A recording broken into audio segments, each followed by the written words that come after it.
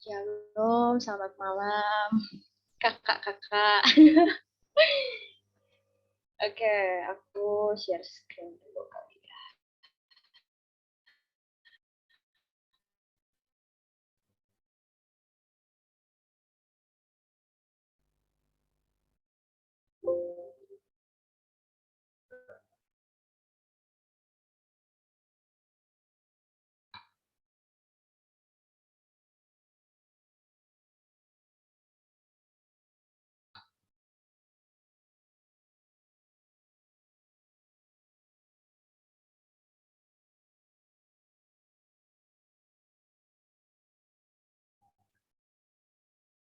Oke, selamat malam semuanya. Terima kasih untuk kesempatannya malam ini untuk bisa sharing di RLFN hari ini. Eh, pada kesempatan kali ini saya akan membawakan sharing dengan judulnya itu Don't Be a Stoner, Be a Transformer. Khotbah ini saya ambil karena melihat kondisi di zaman now, terutama dengan mudahnya akses pada sosmed, membuat semakin banyak orang untuk lebih mudah mengkomen, mengkritik, menghakimi orang lain. Saya merenungkan bagaimana kita sebagai pengikut Kristus dan sebagai gereja perlu bersikap benar dalam memperlakukan sesama, apalagi karena saya sendiri pernah melihat bagaimana gereja memperlakukan seseorang yang dianggap tidak sesuai dengan standarnya gereja. Jadi ada seorang pria yang melayani sebagai bagian dari choir team. Seseorang yang sangat helpful terhadap rekan-rekan pelayanannya ataupun pada jemaatnya juga dan selalu semangat waktu melayani. Tapi karena waktu itu suatu ketika muncul kabar bahwa si pria ini berpacaran dengan seorang janda beranak 2 dan sudah tinggal bersama. Nah, setelah kabar itu tersebar kemana-mana, tiba-tiba pria ini dilarang untuk pelayanan choir lagi oleh salah seorang pendeta di sana karena dianggap tidak kudus dan tidak pantas untuk pelayanan panggung. Saya tidak berkata bahwa apa yang dilakukan pria itu benar, tapi hal ini membawa kita pada suatu pertanyaan, apakah gereja hanya menilai seseorang itu layak atau tidak layak berdasarkan perbuatannya? Kalaupun perbuatannya itu tidak benar, lalu apa tindakan gereja untuk membantu orang yang seperti itu?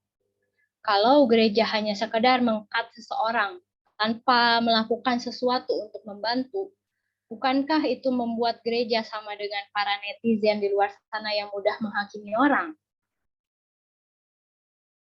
Kita sebagai orang percaya, sadar atau tidak sadar, sering menghakimi atau menilai seseorang berdasarkan ukuran kita terhadap moralitas dan apa yang dianggap sebagai perbuatan berdosa.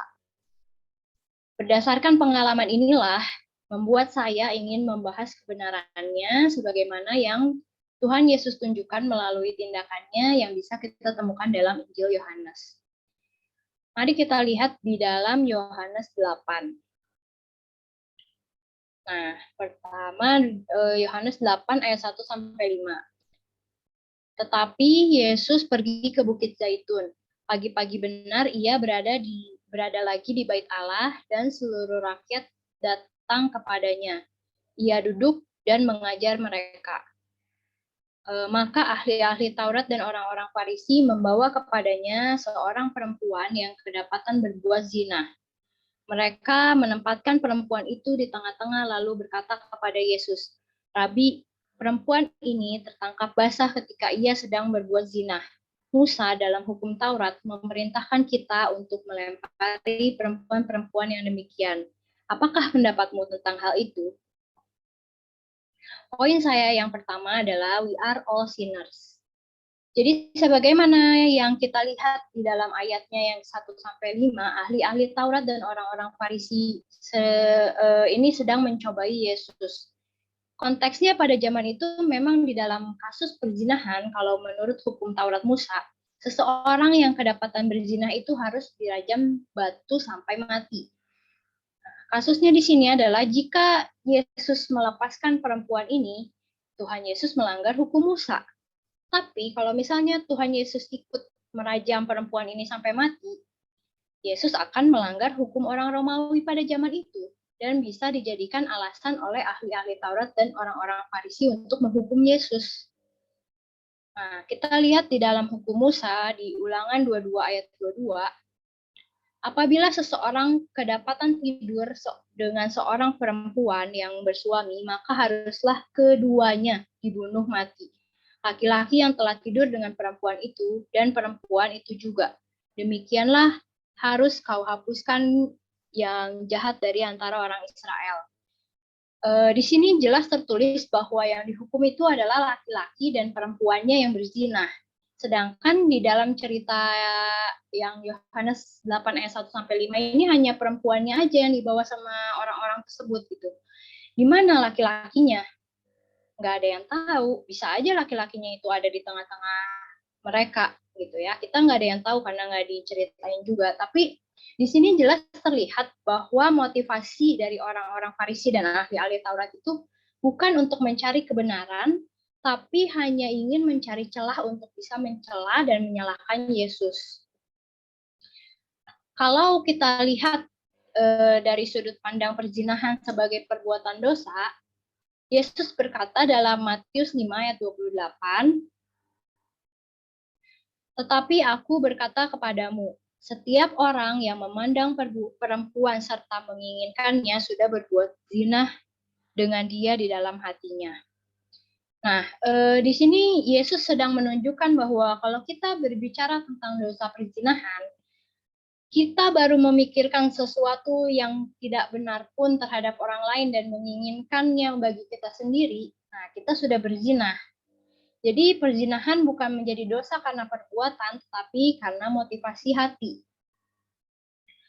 Lanjut kita baca di Roma 3 ayat 23, karena semua orang telah berbuat dosa dan telah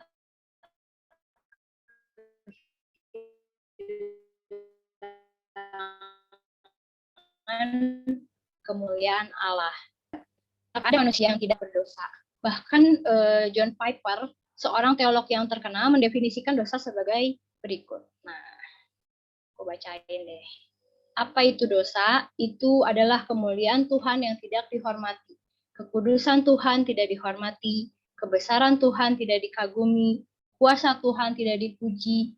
Kebenaran Allah tidak dicari. Kebijaksanaan Tuhan tidak dihargai. Keindahan Tuhan tidak berharga. Kebaikan Tuhan tidak dinikmati. Kesetiaan Tuhan tidak dipercaya. Perintah-perintah Allah tidak dipatuhi. Keadilan Tuhan tidak dihormati. Murka Tuhan tidak ditakuti. Rahmat Tuhan tidak disayangi, kehadiran Tuhan tidak dihargai, pribadi Allah tidak dikasihi, itu adalah dosa. Wow, bukankah kita semua melakukan setidaknya satu atau dua hal seperti yang John Piper tulis, atau bahkan semuanya kita lakukan? Sejak kejatuhan Adam dan Hawa, dosa menjadi nature-nya manusia. Jadi selama manusia hidup di dunia, ya pasti berdosa, and we cannot help it, gitu ya. Oleh karenanya, kita tidak berhak menghakimi siapapun berdasarkan standar berdosa atau tidak. Dan itu yang mau ditunjukkan oleh Yesus. Kita baca ayatnya di Yohanes 8 ayat 7-9. Dan ketika mereka terus-menerus bertanya kepadanya, ia pun bangkit berdiri, lalu berkata kepada mereka, barang siapa di antara kamu tidak berdosa, hendaklah ia yang pertama melemparkan batu kepada perempuan itu. Lalu ia membungkuk pula dan menulis di tanah.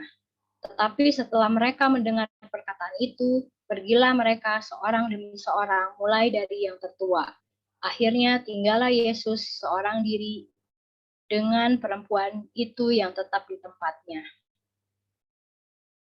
Menarik bukan ketika Yesus merespon dengan suatu tantangan yang bukan saja tidak melanggar hukum Taurat maupun hukum Romawi, tapi juga di sini Yesus menunjukkan kemunafikan dari maksud orang-orang Farisi tersebut. Orang-orang yang menyebut dirinya sebagai pemimpin agama, yang bahkan dalam self-righteous attitude-nya yang mereka tunjukkan, tidak ada satu orang pun yang berani berkata bahwa dirinya tidak berdosa. Lalu mereka pun pergi dari mulai yang dituakan. Poin saya yang kedua adalah God, acceptance and forgiveness. Itu kita baca di ayatnya yang ke-10 sampai 11. Lalu Yesus bangkit berdiri dan berkata kepadanya, "Hai perempuan, di manakah mereka? Tidak adakah seorang yang menghukum engkau?" Jawabnya, "Tidak ada Tuhan."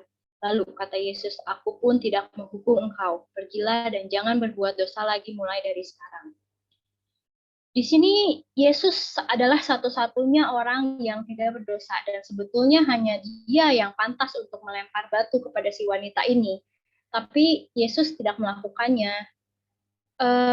Ketika semua orang pergi satu persatu, mungkin ada kesempatan untuk si perempuan ini kabur atau lari, tapi nggak dilakuin sama dia gitu ya. Perempuan ini nggak membela dirinya dengan berkata bahwa tuduhan-tuduhan orang-orang tersebut salah, tapi dengan tetap berada di situ, dia mengakui dosanya dan dia juga sadar bahwa dia pantas dihukum.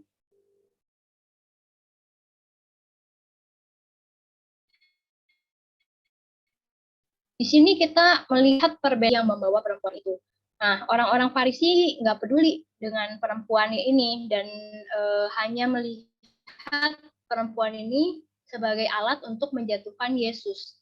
Tapi Yesus justru peduli dengan well-being-nya perempuan ini dan kehidupannya wanita ini.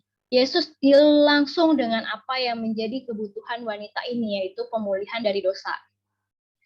Memang betul Yesus menerima dan mengampuni perempuan ini, tapi ada sesuatu yang lebih dalam terjadi di sini. Yesus melakukan lebih jauh daripada apa yang tertulis dalam hukum Taurat. Karena kalau secara hukum Taurat, perempuan ini harus dihukum sampai mati, dirajam batu sampai mati. Yesus di sini nggak berkata bahwa perzinahan itu bukan dosa, tapi dia juga nggak menghakimi si perempuan ini berdasarkan hukum Taurat. Yesus tidak mempermalukan perempuan ini dengan bertanya secara detail seperti apa yang dilakukan konselor atau terapis biasa tanyakan gitu, dengan bertanya di mana kamu melakukannya, dengan siapa kamu melakukannya, kenapa kamu melakukannya. Tuhan nggak tanya seperti itu gitu. Pope Francis pernah berkata seperti ini, "For God doesn't forgive with a decree but with a cares." Pengampunan Tuhan diberikan dengan mengobati luka yang disebabkan oleh dosa. Entah itu rasa malu, kehilangan harapan, ketertolakan, ketergantungan, dan sebagainya. Dengan Yesus berkata kepada perempuan ini bahwa aku pun tidak menghakimi engkau, bahkan tanpa melalui proses interogasi apapun. Yesus sedang mengatakan bahwa aku menerima dan mengampuni engkau, walaupun aku dan engkau sama-sama tahu bahwa perbuatanmu itu dosa dan engkau pantas dihukum. Tapi Tuhan Yesus enggak melakukan hal yang sama seperti yang dilakukan orang-orang di zaman itu. Nah, karena dia sendirilah Injil seperti yang tertulis di Yohanes 1. Tuhan Yesus tidak menghukum sesuai hukum Taurat karena dia sendiri adalah penggenapan hukum Taurat. Poin saya yang ketiga adalah the transformation. Kita ulang lagi, baca lagi di ayat yang ke-11. Pergilah dan jangan berbuat dosa lagi mulai dari sekarang. Mercy always calls the sinner to conversion. Dengan penerimaan dan pengampunan yang Tuhan Yesus berikan kepada si perempuan ini, Tuhan Yesus memberikan harapan untuk suatu kehidupan yang baru. Suatu kehidupan yang bebas dari keterikatan pada dosa dan segala akibatnya. Dari kejadian di atas, kita melihat bagaimana Yesus melalui penerimaan dan pengampunannya memulihkan martabat dan nilai dari pihak si pendosa, tetapi dengan tetap menunjukkan kebenaran dan keadilan melalui pernyataan jangan berbuat dosa lagi mulai dari sekarang. Jadi di sini grace and truth ditegaskan dalam suatu peristiwa. Dan kesadaran akan betapa besarnya kasih karunia Kristus yang akan memampukan seseorang untuk lepas dari kehidupan yang berdosa. Sekarang pertanyaannya adalah, di mana posisi kita dalam pesan di atas, dalam menghadapi orang-orang yang berbuat dosa? Kita bukan hanya sekedar menginterpretasikan firman Tuhan, tapi kita juga harus membiarkan diri kita diinterpretasikan oleh firman. Apakah kita seperti orang Farisi yang dengan self-righteousnya menuduh dan menghakimi sekitar kita dan menggunakan firman Tuhan secara semena-mena untuk melemparkan batu penghakiman kepada orang-orang yang kita anggap berdosa menurut standar kita? Atau kita mau belajar seperti Kristus melalui penerimaan dan pengampunannya yang membawa orang berdosa melihat pada pengharapan transformasi hidupnya? Di mana peran gereja semestinya dalam hal ini? Teman-teman, bukankah tugas gereja itu adalah meneruskan misi Tuhan Yesus di dunia ini? Jangan cuma bisanya menyalahkan tapi nggak bisa menolong.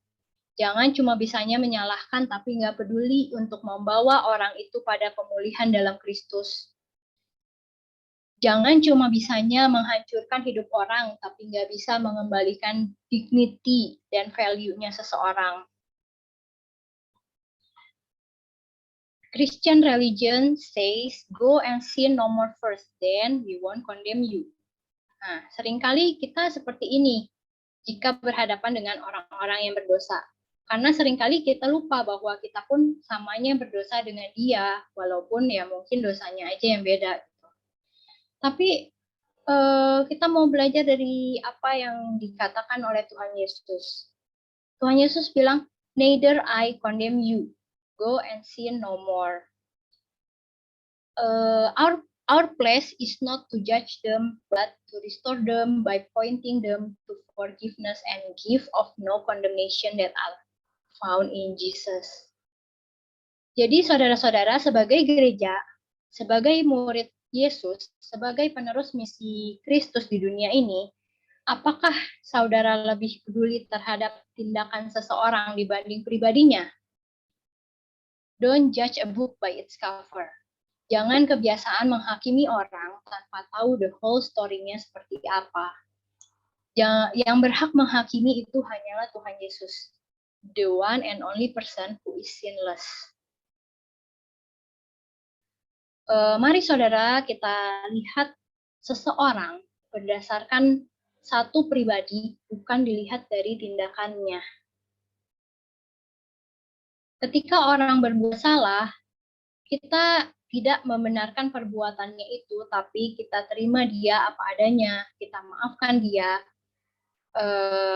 dan kita bawa dia kepada satu pribadi yang penuh kasih, yaitu Tuhan Yesus Kristus. Ya, mungkin itu sekian dari saya. Saya kembalikan lagi kepada hostnya, silahkan.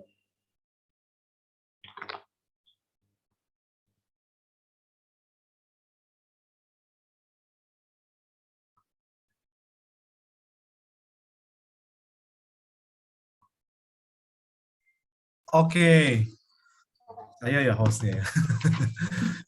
Thank you, Dr. Gaby buat pemaparan dari khotbahnya pada malam hari ini.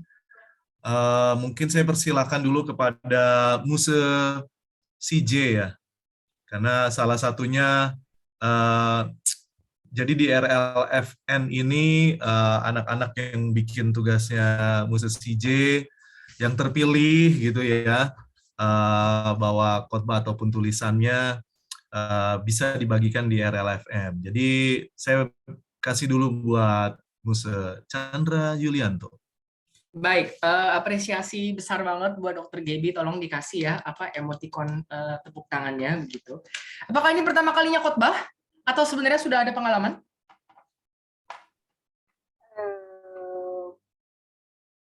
Waktu itu pernah khotbah, tapi waktu dulu sekolah di SOT.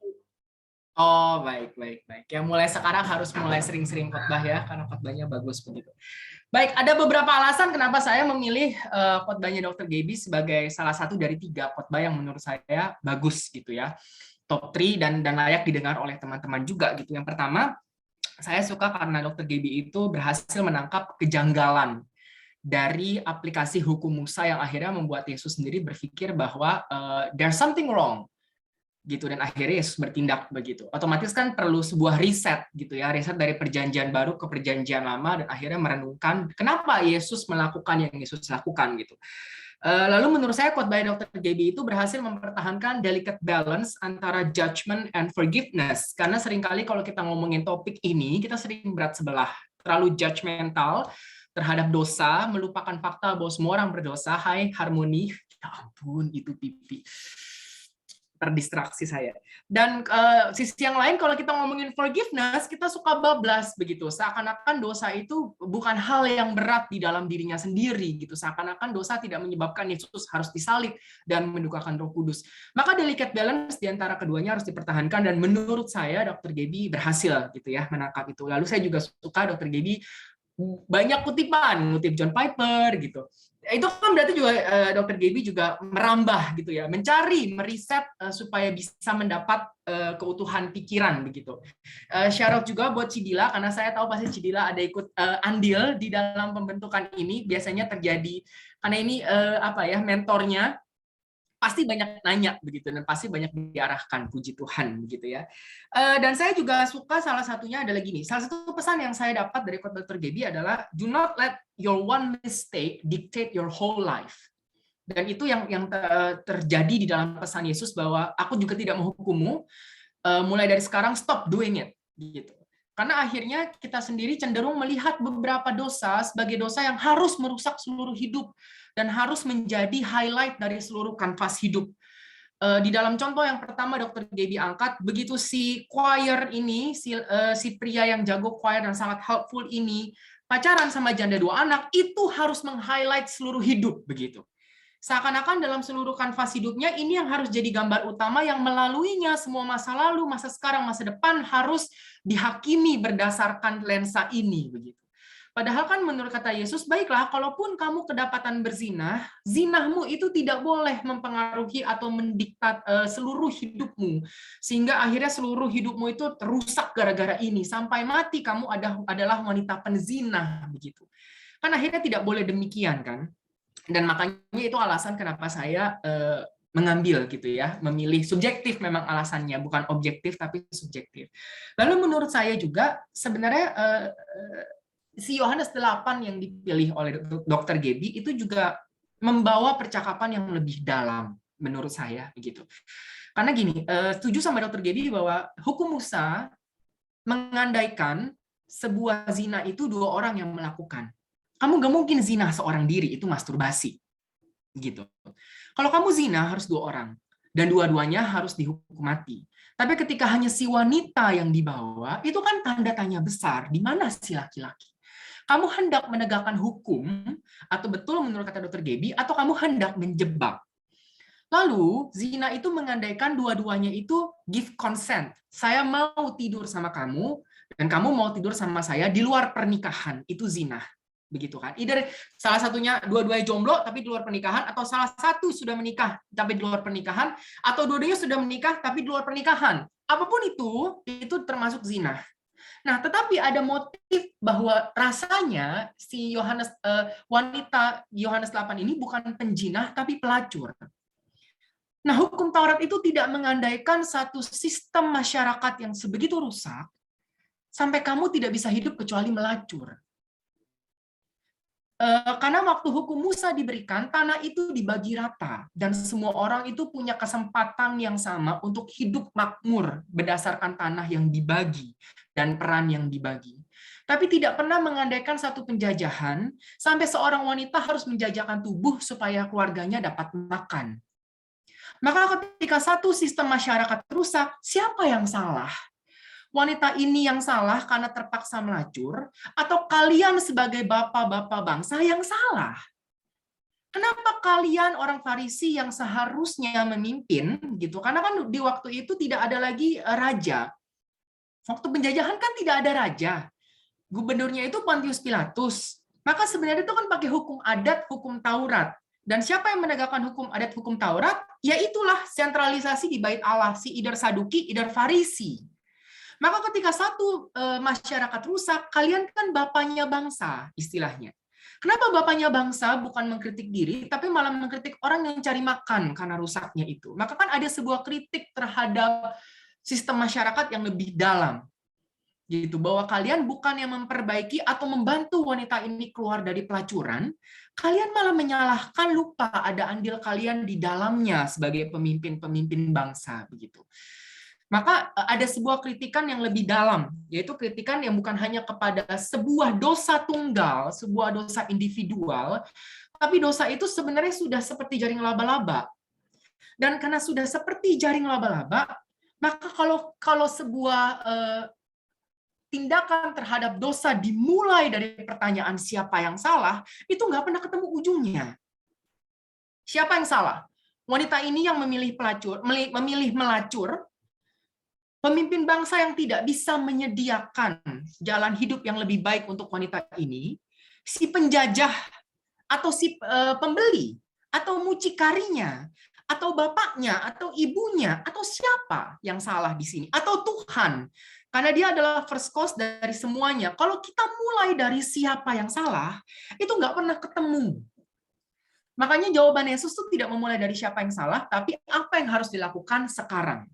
Untuk dosa yang sudah terlalu berlaba-laba, menjaring seperti laba-laba ini, itu harus diputus sebagai tuntas. Tidak perlu dicari siapa yang salah. Yang penting adalah sekarang dan ke depan harus bagaimana. Makanya jawaban Yesus adalah, aku pun tidak menghukummu. Sang hukum tidak menghukum, mulai dari sekarang. Dan ini menjadi kritik dari teologi pembebasan yang hendak mencari retribusi. Atas semua luka dan kepahitan saya di masa lalu, harus ada retribusinya dulu, impas, baru bisa move on. Karena kalau itu yang dicari, nggak pernah ketemu. Karena bagaimanapun pertanyaannya adalah siapa yang salah, siapa yang harus bertanggung jawab. Tetapi harus ada kebesaran hati, harus ada kelapangan jiwa yang akhirnya mengizinkan semua masa lalu yang buruk ini diputus sebagai tuntas, selesai. Nah, kelapangan jiwa inilah yang tidak mungkin datang dari diri sendiri kecuali oleh anugerah. Untuk seseorang menjadi lebih besar dari masa lalunya sehingga dia bisa bilang, saya ampuni semua kepahitan saya dan saya mulai dari sekarang berjalan maju, hanya bisa datang dari kasih Tuhan. Dan makanya kalau ngomongin soal judgment dan salvation, Yesus itu meretribusikan kepada dirinya sendiri. Kalaupun harus ada yang bayar hutang, saya yang bayar hutang lunas. Sehingga kalian hanya perlu restart. Dimanapun kalian berada, restart atau kehidupan yang baru atau metanoia, pertobatan, itu yang diberikan. Restart your life, saya ke belakang sudah tebus, yang penting jalan ke depan. Dan itu yang sebenarnya saya tangkap gitu dari Yohanes 8. Makanya saya suka gitu karena akhirnya ada banyak layer dari percakapan yang bisa kita angkat dari Yohanes 8 gitu. Baik, itu dari saya. Thank you banget buat Dr. Gaby buat khotbahnya. Saya kembalikan kepada Korendi atau kepada teman-teman yang mungkin mau menanggapi sini.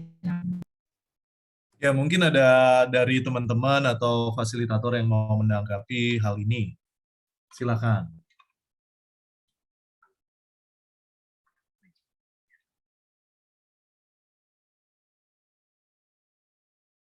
Atau dipancing dikit deh. Mungkin ada yang punya pengalaman seperti yang cowok di choir itu mungkin ya. Mungkin ketika masuk gereja bukannya malah disambut tetapi malah dihakimi. Atau pengalamannya yang berbeda. Sebaliknya, jangan-jangan ada yang pernah melakukan hal itu gitu loh. Melakukan yang menghakimi menurut kebenaran atau pandangannya sendiri gitu loh. Mungkin gitu. Silakan, ayo siapa yang mau open mic, asik. Gue dulu deh. Tadi yang menarik tuh ya, ada satu hal yang gue tadi nggak kepikiran gitu ya. Yang tadi yang Gaby ngomongin tuh bagus banget gitu. Yang tadi gue nggak kepikiran sama sekali. Yang si J papain juga tadi ada hal-hal yang gue nggak kepikiran. Kalau misalnya itu ditarik sampai kepada bapak-bapak bangsa, salahnya bapak-bapak bangsa di mana orang ini harus melacur dan sebagainya. Tadi yang Gaby pikirin itu, gue pikir itu relate banget dengan kehidupan kita hari-hari ini. Contohnya gini, kayak tadi kan yang dia bilang begini bahwa orang-orang Farisi itu sebenarnya nggak pusing tentang yang mana yang benar atau enggak, mana yang benar atau mana yang enggak. Makanya mereka langsung ini kan ya, mereka langsung loyor begitu aja gitu kan. Mereka langsung loyor begitu aja karena dia nggak pusing tentang kebenarannya gitu. Yang dia pusing adalah cuma untuk gimana caranya jatuhin Yesus. Udah, that's it. Gitu. Dan gue mikir gini bahwa di dalam dunia politiknya Indonesia lah, gitu kan.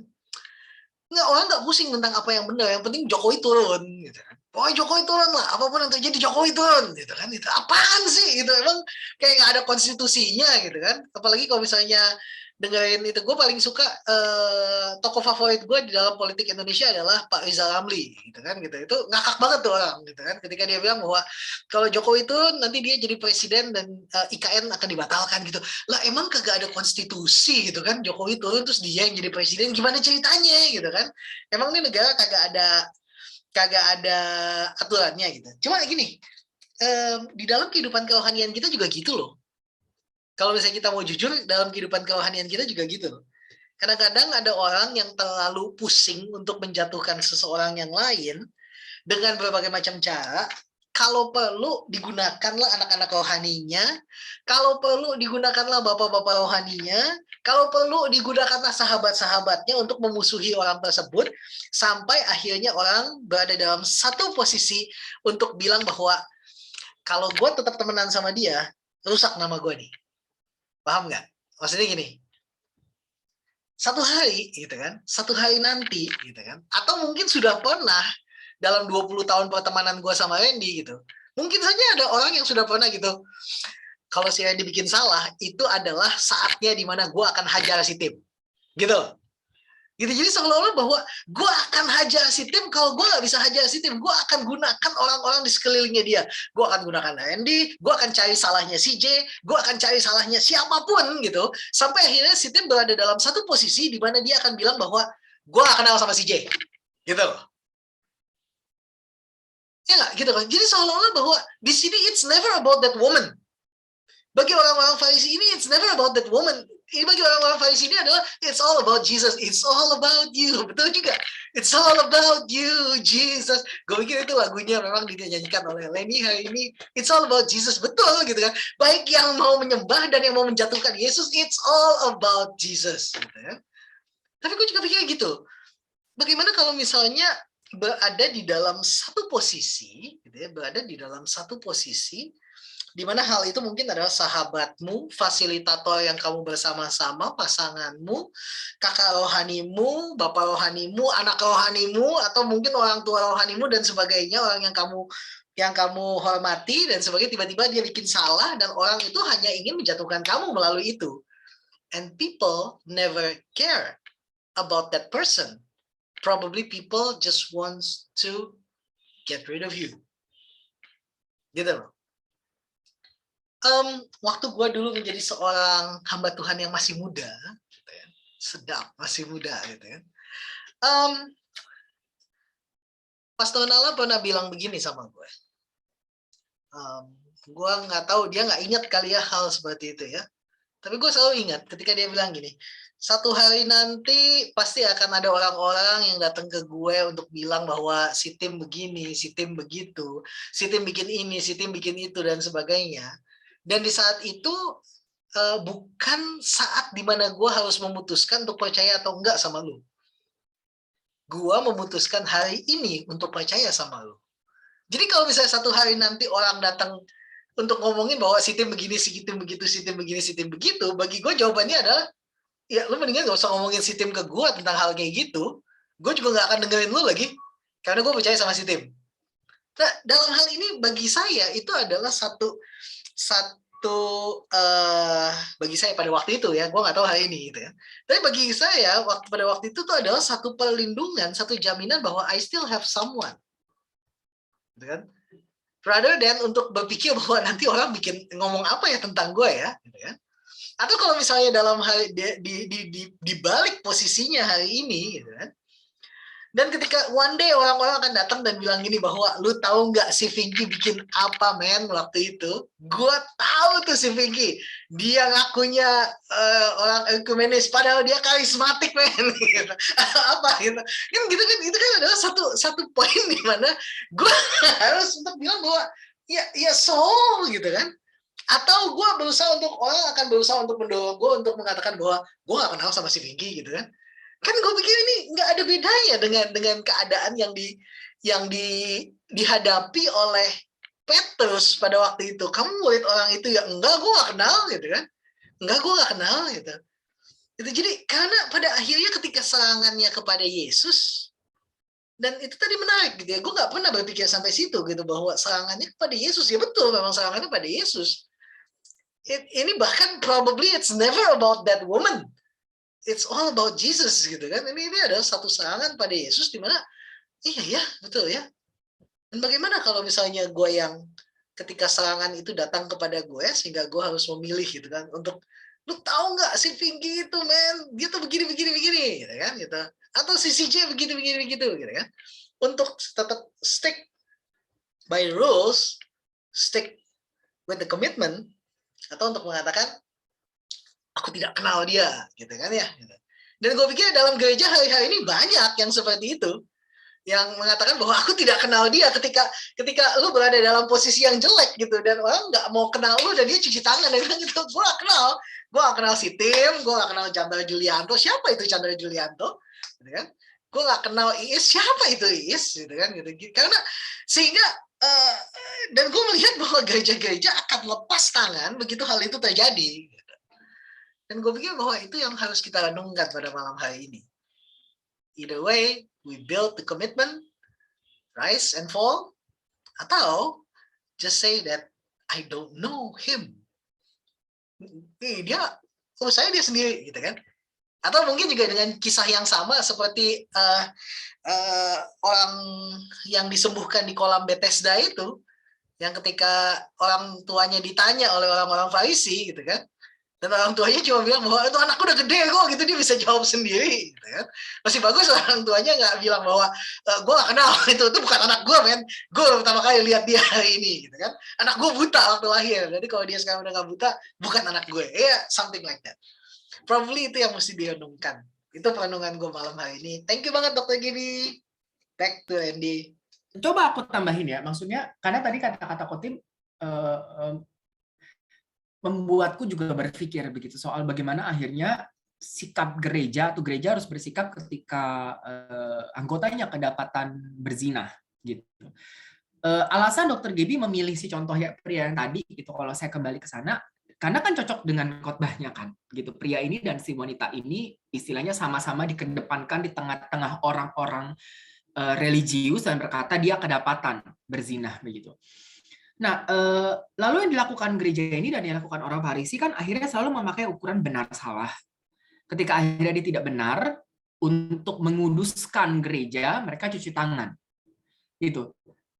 Dan itu kalau kata Kotim tadi soal there's someone at my back yang have my back, aku jadi berpikir bahwa kalaupun kedapatan berzina, haruskah kita pakai ukuran benar salah kepada orang ini? Tidak bisakah kita membela dia? Atau apakah Injil itu membuat kita harus mengambil posisi dia salah, maka kita harus buru-buru cuci tangan agar jangan sampai kekudusan mimbar terkotori, atau orang-orang lain yang melihat kita mengampuni atau menerima si penjina ini jadi ikut pergi dengan segala perpuluhan mereka. Gue jadi jahat kan? Tapi maksudnya, haruskah kita menggunakan ukuran benar salah? Karena kan kalau pakai ukuran benar salah, ya siapa juga yang bisa masuk gereja, semuanya salah. Berarti kan harus ada ukuran lain gitu. Ketika akhirnya kita menerima para pendosa ini ke dalam rumah sakit rohani, harus ada ukuran lain yang kepadanya kita harus mengukur relationship kita. Nah, ukuran lain itu yang aku belum ketemu kata-katanya gitu. Kalau bukan benar salah apa? Apakah kasih karunia atau pengampunan dan pemulihan gitu. Tapi yang jelas ini nih cara kita menilai satu sama lain dan cara kita memperlakukan kekudusan gereja atau pelayanan gereja dengan ukuran benar salah sudah harus jelas direvisi karena tidak bisa gitu. Dan saya jadi berpikir bahwa kalaupun dia kedapatan berdosa, dia harus punya seseorang yang membela dia seperti Yesus dan berkata bahwa I got your back. I got your back. Kalaupun kamu bersalah, we got your back. It's okay gitu. Yang penting mulai dari hari ini sampai ke depan. Itu yang harus dipikirkan gitu. Harus ada ukuran baru.